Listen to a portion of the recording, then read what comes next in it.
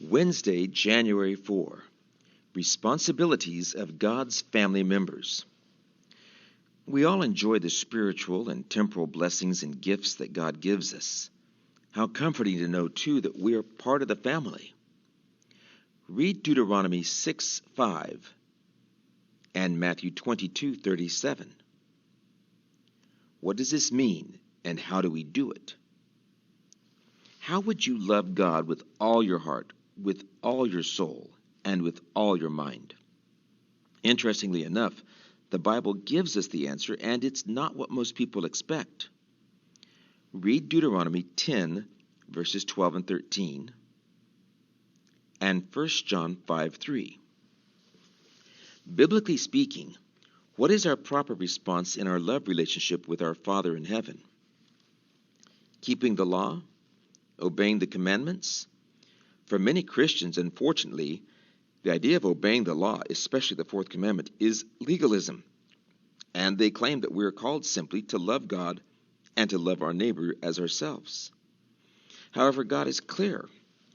We reveal our love to God and to our neighbors by, yes, obeying His commandments. For this is the love of God, that we keep His commandments. 1 John 5:3. We are used to looking at this verse as, well, we love God and therefore we keep His commandments. That's fine. But perhaps we also can read it as, this is the love of God. That is, we know and experience the love of God by keeping His commandments. In Matthew 7, verses 21 through 27, Jesus said that those who hear and do God's words are likened to a wise builder who built his house upon the solid rock. Those who hear but don't obey are likened to a foolish builder who built his house on the sand with disastrous results. Both heard the word. One obeyed, one didn't.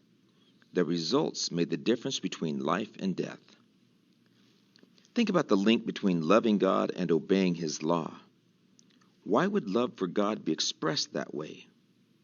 What is it about keeping the commandments that indeed does reveal that love? Hint, think about what disobeying His law causes.